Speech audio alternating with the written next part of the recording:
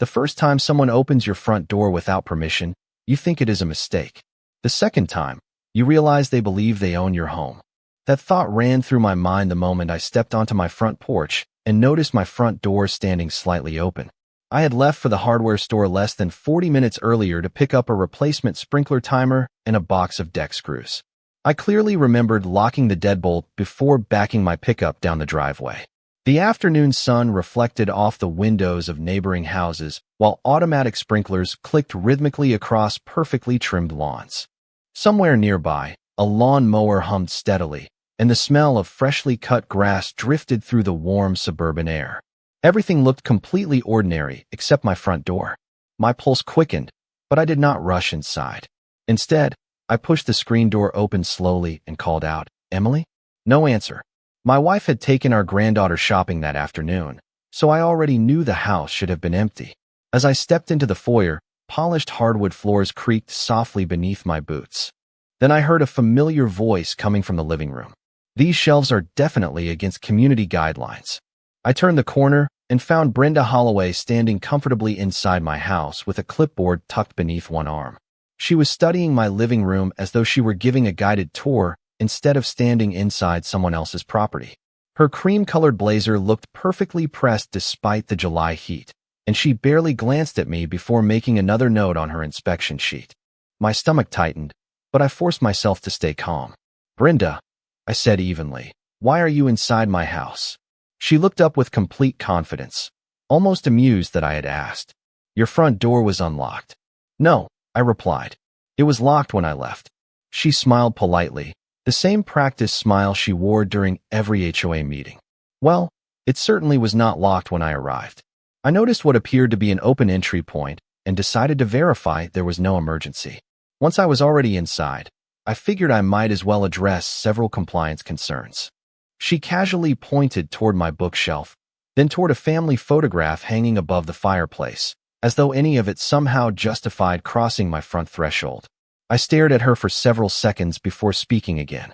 "You need to leave. Right now." Brenda did not argue. She simply walked toward the front door with the confidence of someone who believed she had done absolutely nothing wrong. Before stepping outside, she paused beside me and quietly said, "You really should thank me. Most homeowners appreciate a proactive board president." Then she walked down my front steps as though she owned every inch of Ashwood Meadows.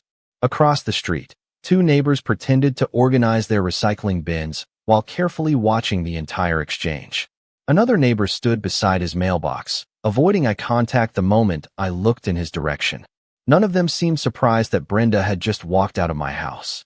That realization unsettled me even more than finding her inside. I closed the front door, tested the deadbolt twice, and stood silently in the foyer. Something felt wrong. Not because Brenda had entered my home, because she acted as though she had done it before, and everyone else seemed to think that was perfectly normal. What Brenda did not know was that this would be the last time she ever walked through my front door, believing nobody would be waiting for her on the other side. I barely slept that night. Every time the air conditioner cycled on, I found myself staring toward the front hallway, replaying the image of Brenda standing comfortably inside my living room as though she had every right to be there. By sunrise, the smell of freshly brewed coffee filled the kitchen, but it did little to settle the uneasy feeling that had followed me home from the hardware store. Emily noticed it immediately. She set her mug on the table and quietly asked, "You still cannot believe she walked inside, can you?" I shook my head. "No. What bothers me even more is that nobody seemed surprised." Emily frowned.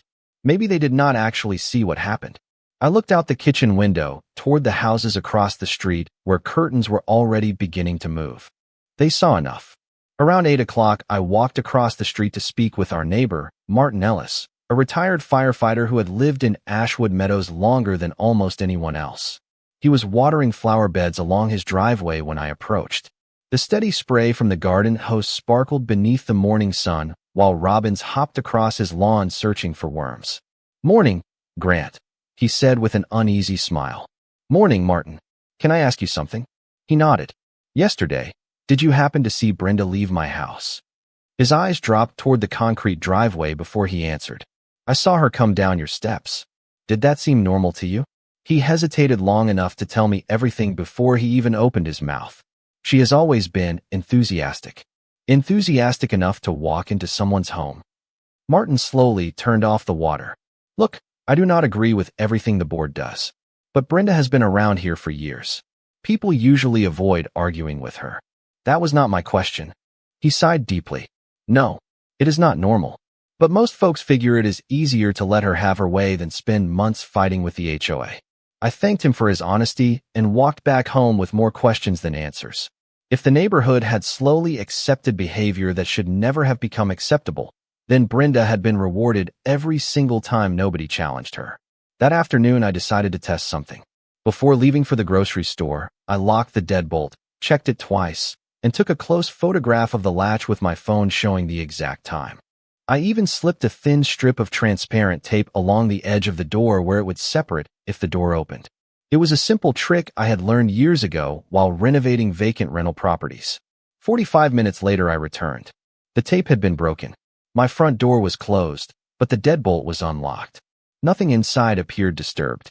The furniture sat exactly where I had left it. Family photographs remained untouched. Yet someone had definitely opened the door. My phone vibrated before I could think any further. It was an electronic notice from the HOA. Courtesy inspection completed. Minor interior compliance concerns observed. Formal notice to follow. I stared at the message in complete disbelief. There was no emergency. No fire. No flood. No maintenance request. Someone had entered my home while I was gone, documented what they saw inside, and then casually informed me afterward as though it were another routine neighborhood service. That was the exact moment I stopped wondering whether Brenda believed she had authority over my house. I realized she expected everyone else to believe it too. The message from the HOA stayed on my phone screen long after the display should have gone dark. Courtesy inspection completed. Minor interior compliance concerns observed. Formal notice to follow. I read it again and again, hoping I had misunderstood something obvious. I had not requested an inspection. I had not authorized anyone to enter my house. Most importantly, there had been no emergency that could possibly justify someone stepping inside while my family was away.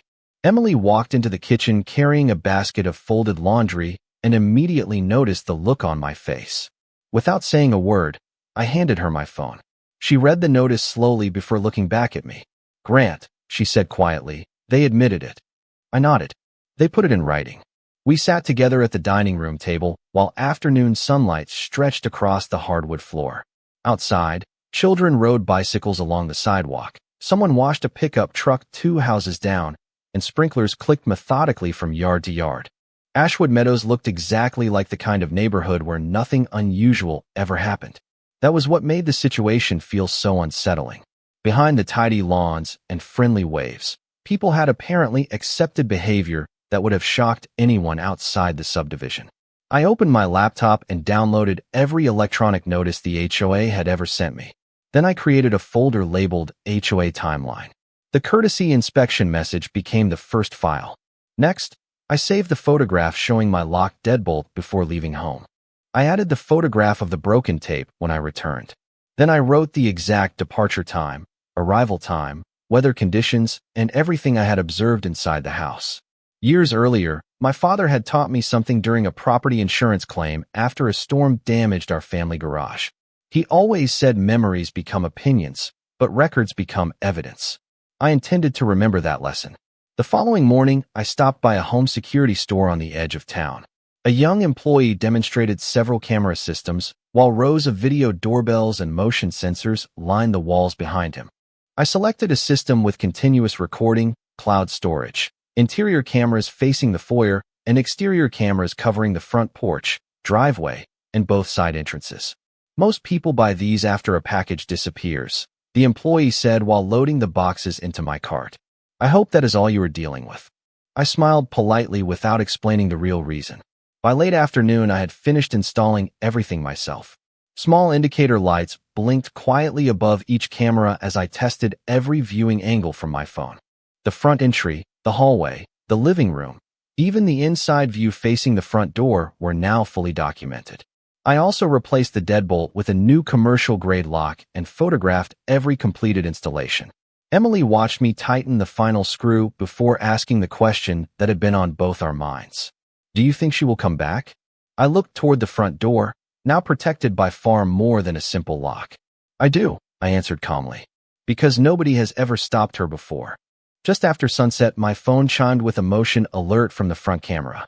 I opened the live feed expecting to see a delivery driver or one of the neighborhood children. Instead, Brenda stood on my front porch holding her clipboard.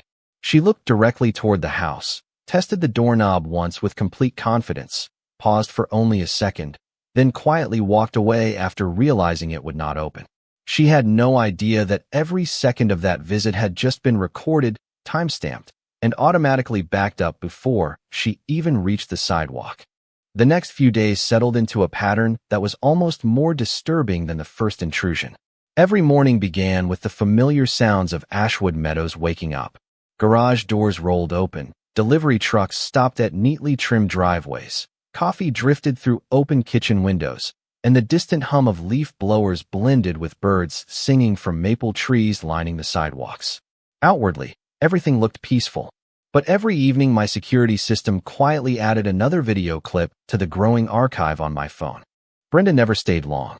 She would walk confidently up the front path carrying her clipboard, glance around the neighborhood, test the doorknob with practiced ease, and leave only after realizing the new deadbolt would not budge. She never rang the doorbell. She never knocked. It was almost as though she expected the door to welcome her inside without permission. I saved every recording, giving each one a date, time, and short description before copying it to an external hard drive. Emily watched me organize the files after dinner one evening. "How many now?" she asked quietly. I looked at the growing folder on my laptop. 9 separate visits in 6 days. She slowly shook her head. She cannot possibly think this is normal. I closed the folder without answering because I was beginning to believe Brenda no longer questioned her own behavior. Confidence had slowly turned into entitlement. 3 days later, an official envelope arrived from the HOA. The return address was printed neatly in the upper left corner beneath the community logo. Inside were 3 violation notices. The first claimed decorative items inside my front window did not match approved neighborhood aesthetics. The second questioned the placement of a bookshelf that could apparently be seen through the living room window. The third alleged that my entryway created a potential safety concern based on an inspection completed while I was absent. I read every page twice before placing them beside the growing stack of evidence on my desk. None of the alleged violations involved anything visible from the street unless someone had already stepped inside the house. Emily looked over my shoulder and quietly asked, "How can they describe furniture that cannot even be seen from outside?" I slid the papers toward her. "That is exactly the question I want them to answer." The following Saturday, the monthly HOA board meeting took place inside the neighborhood clubhouse. Folding chairs filled the room while coffee and boxed pastries sat untouched on a table near the entrance. Brenda conducted the meeting with the confidence of someone who expected every motion to pass without discussion. When homeowner comments finally began, I stood and calmly held up the violation notices. Could someone explain how the board inspected the interior of my home without my permission? The room became unusually quiet. Several neighbors looked toward Brenda before looking back down at their papers. Brenda smiled politely. The association routinely addresses compliance matters when necessary to preserve community standards. Does that include opening private doors? I asked. Her smile never disappeared. Every situation is different. Nobody else spoke. The silence inside the clubhouse felt heavier than any argument could have. As the meeting ended, a few neighbors quietly avoided eye contact while others hurried toward the parking lot without saying goodbye. I returned home convinced of one thing. Brenda truly believed nobody would ever challenge her authority in public. Late that evening, while reviewing another day of security footage, my phone vibrated with a message that instantly caught my attention. It was from my son, Logan. After months away with the Marine Corps, he had finally received leave approval. His message contained only one sentence. "Dad, I will be home next Friday if the timing still matters." Logan's message stayed on my phone screen while I stood quietly in the kitchen listening to the familiar ticking of the wall clock. Emily looked over from the stove where she was stirring a pot of homemade chicken soup, and she immediately recognized the smile I had been trying to hide for days. "He is coming home, isn't he?" she asked. I nodded. "Next Friday." She set the wooden spoon aside and wrapped her arms around me without saying another word. After months of phone calls, short video chats, and missed family dinners. Our son was finally coming home for leave. But neither of us mentioned Brenda. We both understood there was another reason his timing mattered. That evening I called Logan after dinner. The connection was clear despite the distance. "How is Mom?" he asked first. "Already planning enough food to feed half the neighborhood," I answered with a laugh. Then my voice became more serious. "There is something happening here that I need you to know about." I explained everything from the unauthorized entries to the inspection notices, the security footage, and the board meeting. Logan listened without interrupting once.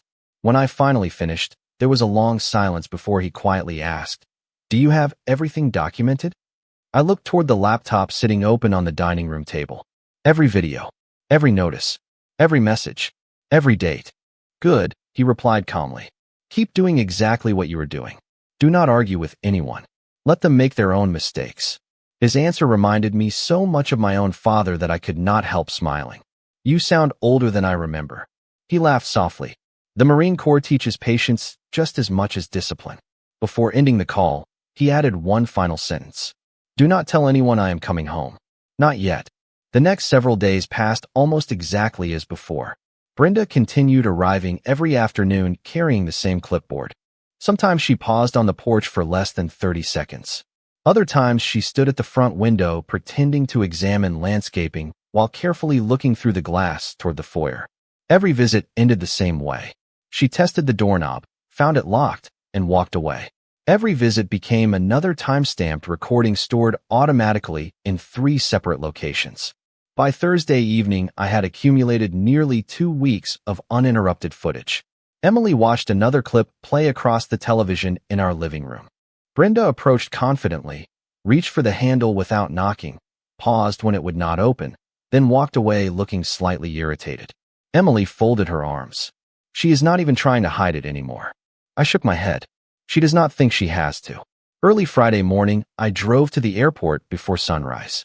The terminal buzzed with travelers rolling suitcases across polished floors while the smell of fresh coffee filled the concourse. When Logan finally walked through the arrival gate carrying a single duffel bag, Emily wiped away happy tears before hugging him tightly. On the drive home, we talked about ordinary things. Family birthdays, neighbors, his next assignment. We deliberately avoided mentioning Brenda until we pulled into our driveway. Logan quietly studied the house, the camera above the porch, and the neighborhood stretching around us. "So this is where it has all been happening," he said. I nodded once before unlocking the front door. He stepped inside, looked around the familiar foyer where he had grown up, then placed his duffel bag beside the staircase. "If she follows her usual routine," I said quietly, "she normally comes by tomorrow morning." Logan glanced toward the front entry with a calm expression. "Then tomorrow," he replied. "Let us see whether she believes this house is still empty." Saturday morning arrived with the same peaceful routine that Ashwood Meadows repeated every weekend. Automatic sprinklers clicked across emerald lawns just after 6 o'clock. The smell of fresh coffee drifted through the kitchen while sunlight filtered through the front windows, casting long shadows across the hardwood floor. Somewhere down the block, a garage door rolled open, followed by the distant buzz of a leaf blower. Everything outside suggested another quiet, suburban morning. Inside our house, however, every detail had been planned with careful patience. Logan woke early without needing an alarm. Years of military routine had made that second nature. After breakfast, he disappeared upstairs carrying a neatly pressed garment bag. Emily looked at me with a nervous smile. "Are we really doing this?" she whispered. I nodded. "We are not setting a trap. We are simply staying home." 20 minutes later, Logan came downstairs wearing his full Marine dress uniform. Every ribbon perfectly aligned, polished shoes reflecting the morning light, and his posture as steady as I had ever seen. He did not put it on to intimidate anyone. He wore it because he had planned to visit his grandfather's grave later that afternoon, something he did every time he came home on leave. The timing simply happened to work in our favor. He poured himself another cup of coffee and sat comfortably in the living room reading the local newspaper. Emily quietly laughed. "You almost look like you are waiting for an appointment." Logan folded one page and smiled. "In a way, I am." I checked the security cameras from my phone. Every angle was recording normally. Cloud storage was active. Backup storage was active. Timestamps synchronized automatically. The new deadbolt remained locked. Nothing had been staged beyond our ordinary Saturday routine. At exactly 9:14, my phone vibrated with the familiar motion alert from the front porch camera. None of us rushed toward the window. I simply opened the live feed. Brenda was walking confidently up the front path, carrying the same clipboard she always carried. She glanced briefly toward the street before stepping onto the porch with complete confidence. Her movements looked almost identical to every previous recording. She never knocked. She never rang the bell. She simply reached toward the front doorknob as though repeating a habit she had practiced countless times before. Emily quietly placed her coffee mug on the table without saying a word. Logan calmly folded the newspaper and set it beside him. I watched the screen as Brenda tested the handle once. Finding it locked, she paused only briefly before looking around the porch. Then, to my surprise, she reached into her folder, removed a small object, and leaned slightly toward the lock. I could not immediately tell what it was from the camera angle, but I knew she was doing something she had never done during the previous visits. My heartbeat remained steady. Every second continued recording automatically. Logan stood slowly and walked toward the foyer with the same composed expression he had carried all morning. He stopped a few feet inside the front entry, hands relaxed at his sides, saying nothing. Outside, Brenda finished whatever she had been doing near the lock. A second later, the latch clicked softly. The front door began to swing inward exactly as it had before. Only this time, someone was already standing inside waiting for the moment she crossed the threshold. The door opened only a few inches before Brenda stepped across the threshold with the same quiet confidence she had displayed every other time. Her attention remained fixed on the clipboard tucked beneath her arm, as though she fully expected to find another empty house waiting for inspection. Instead, the first thing she saw was Logan standing calmly in the foyer wearing his marine dress uniform, every detail immaculate, his posture relaxed but unmistakably disciplined. For the first time since I had known her, Brenda stopped moving. The clipboard slipped slightly in her hands as her eyes widened with genuine surprise. Logan spoke first, his voice calm and respectful. "Good morning, ma'am." Brenda blinked twice before answering. I did not realize anyone was home." Logan offered a polite nod. "That is understandable. But may I ask why you entered before knocking?" The question hung in the quiet foyer. No raised voices. No accusations. Just a simple question that suddenly seemed much harder to answer than Brenda expected. Emily quietly stepped into the hallway behind Logan while I remained near the dining room, where every camera continued recording. Morning sunlight poured through the sidelight windows beside the front door, illuminating the entire entryway with perfect clarity. Brenda glanced toward me, then back toward Logan. "I was conducting a community compliance inspection," she replied, attempting to recover her usual confidence. Logan looked at the open front door before returning his attention to her. Inside a private residence. Brenda hesitated. There were concerns requiring immediate attention. Logan smiled politely, the same composed expression he had carried since breakfast. "Could you please tell me what emergency required entering my parents' home without first confirming anyone was present?" Brenda opened her clipboard as though searching for an answer hidden somewhere among the papers. She found none. The silence stretched several long seconds. Outside, I could hear a passing jogger greeting someone across the street and the familiar clicking of sprinklers finishing their morning cycle. Ordinary neighborhood sounds drifted through the still open doorway, making the awkward quiet inside even more noticeable. I finally stepped forward carrying my phone. "Brenda," I said evenly, "this conversation is being recorded by 5 different cameras." She looked toward the small security camera above the foyer and then noticed another one positioned near the living room entrance. Her expression changed almost imperceptibly. "Recording?" she asked. I nodded. "Every visit during the past 2 weeks has been recorded. Every attempt to test the doorknob. Every time you approach the porch. Every notice the HOA sent after entering my home. Everything has been preserved with date and time stamps." Brenda lowered her clipboard slightly. "I think there has been a misunderstanding." Logan remained completely calm. "Then this is a good opportunity to clear it up."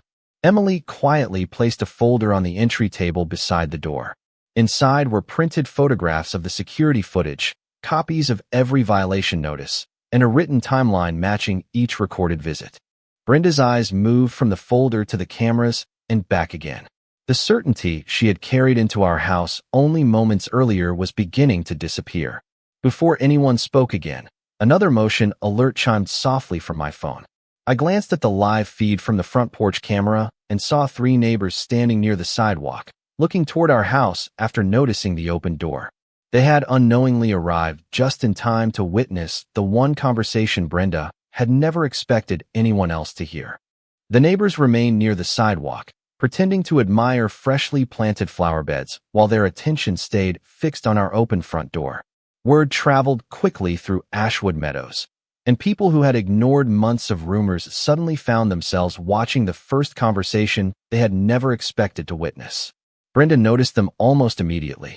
For the first time since becoming HOA president, she looked uncomfortable standing inside someone else's home. She adjusted the papers on her clipboard and attempted to regain her familiar confidence. "This situation has been taken completely out of context," she said. "The board has a responsibility to protect property values." Logan answered with the same calm tone he had used since she entered. Protecting property values and entering a private residence are 2 different things. His voice never rose. His posture never changed. The simple contrast between his measured composure and Brenda's growing uncertainty spoke louder than any argument could have. I placed my phone on the entry table and opened the security application. One by one, I played the recordings from the previous 2 weeks. The first showed Brenda walking onto the porch without knocking before trying the doorknob. The second captured another afternoon when she looked around to see whether anyone was watching before reaching for the handle again. The third displayed the exact time she entered the house on the day the HOA later issued notices describing furniture inside my living room. Every video carried a visible date, precise timestamp, and synchronized recording information. Emily quietly handed Brenda copies of the printed timeline we had assembled. Each page matched a corresponding video, the electronic inspection notice, and my written log. There was nothing dramatic about the presentation. It was simply organized, chronological documentation. Brenda glanced through the papers before looking back at me. "You have been collecting information on me?" she asked. I shook my head gently. "I have been documenting what happened inside my own home." Another uncomfortable silence settled across the foyer. Outside, the 3 neighbors slowly moved closer to the front walk after realizing the conversation remained calm. Martin Ellis stood nearest the porch, his hands resting in his pockets while he quietly listened. Brenda noticed him and attempted a reassuring smile that never fully reached her eyes. Logan then asked a question so simple that nobody interrupted him. "Could you please show us the HOA policy that authorizes entering an occupied private residence without the owner's permission?" Brenda flipped through her clipboard 1 page at a time. Community landscaping standards, parking regulations, exterior paint approvals, holiday decoration guidelines. She continued turning pages longer than necessary before finally lowering the clipboard. No document answered Logan's question. Emily quietly placed another folder beside the first one. Inside were printed copies of every electronic notice Brenda had sent after the unauthorized entries, including the message describing interior compliance concerns that could only have been observed from inside the house. Martin spoke from the front porch before anyone else could respond. "Brenda, I have lived here almost 20 years. I have never seen a rule allowing that." The other neighbors exchanged uncertain glances. One of them quietly admitted, "I always assumed someone had invited you inside." Brenda's confident expression faded another step. She looked toward the open doorway, then back at the cameras mounted in plain sight throughout the foyer. Every movement since entering had been preserved exactly as it happened. Finally, she gathered her papers, straightened the clipboard against her arm, and quietly stepped backward onto the porch. Before leaving, she paused and said, "The board will review this matter at the next meeting." I nodded calmly. That is exactly where every recording, every notice, and every timeline will be presented. As Brenda walked down the front path, several neighbors remained standing near the sidewalk, no longer avoiding eye contact, because for the first time they had seen the entire story instead of hearing only one version of it. The HOA clubhouse was more crowded than I had ever seen it. Folding chairs filled every available space, and several neighbors stood along the back wall holding cups of coffee while quietly discussing the events of the previous weekend. The usual casual conversations about landscaping and holiday decorations had disappeared. This time, everyone had come for one reason. Brenda sat at the front table beside the other board members, her clipboard resting neatly in front of her, though the confidence she once carried into every meeting seemed noticeably diminished. Emily squeezed my hand before we took our seats. Logan quietly joined us in the front row, now wearing a simple button-down shirt and jeans like any other resident visiting a community meeting. His Marine uniform had never been the point. It had simply placed an unexpected witness inside the house at exactly the right moment. When homeowner comments began, I stood and walked calmly to the podium carrying a single binder. "I am not here to argue," I began. "I am here to present a complete timeline." The room fell completely silent. I connected my laptop to the meeting room television and displayed the first security recording. Brenda approached my front door without knocking and immediately reached for the handle. The second recording appeared beside it with a visible timestamp from another day. Then another. Then another. Each clip lasted less than a minute. Yet together they revealed a pattern no single incident could have explained. I followed the videos with the printed inspection notices describing items inside my home, each one matched to the corresponding recording and supported by the written timeline Emily and I had prepared. Finally, I displayed the message stating that an interior compliance inspection had been completed while my family was away. Several neighbors quietly leaned forward in their chairs. One board member removed his reading glasses and carefully reread the document projected on the screen. Another asked to examine the printed copies himself. Brenda attempted to explain that every action had been taken in the community's best interest, but each explanation grew more difficult as another recording appeared. Martinella stood and asked permission to speak. "For years," he said, "most of us assumed these visits were normal because nobody ever challenged them. Looking back, that was our mistake." A few neighbors nodded in agreement. Others admitted they had seen Brenda leaving homes before, but had simply assumed homeowners had invited her inside. The room no longer felt divided. It felt as though everyone was seeing the same facts at the same time for the first time. After nearly an hour of discussion, one of the remaining board members requested a short recess. When the meeting resumed, he announced that all violation notices issued from the disputed inspections would be withdrawn immediately while the board conducted a formal review of its inspection procedures and homeowner privacy policies. Brenda quietly gathered her papers without speaking further. The meeting ended with something Ashwood Meadows had not experienced in a long time: honest conversation instead of quiet assumptions. Over the following weeks, new written policies were distributed to every homeowner, clearly explaining that private residences could not be entered without permission except where allowed by law. The atmosphere throughout the neighborhood slowly changed. Neighbors began greeting one another again instead of whispering behind closed curtains. One warm evening, Logan and I sat on the front porch watching the sun settle behind the trees while sprinklers clicked across freshly cut lawns. He smiled and looked toward the peaceful street where children rode bicycles without a care in the world. "Funny thing," he said quietly. "The biggest difference was never the uniform." I nodded as the familiar evening breeze carried the scent of fresh grass through the neighborhood. "No," I replied. "The biggest difference was finally having the truth recorded before anyone could rewrite it."